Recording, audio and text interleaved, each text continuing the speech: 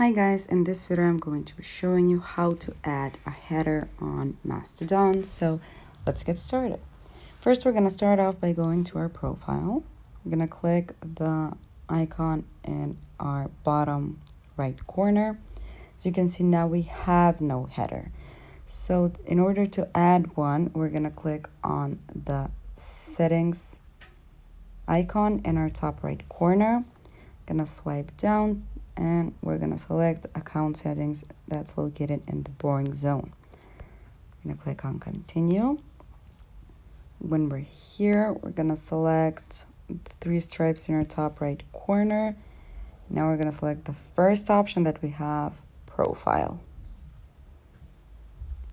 So you can see we have chosen our avatar, but we haven't chosen our header. So we're gonna go ahead and click on choose file. So you can either take it in real time or select it from your photo library. We're gonna select it from our photo library.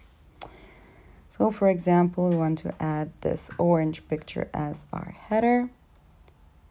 Now we're gonna click choose and we're gonna click on save changes to lock in the changes.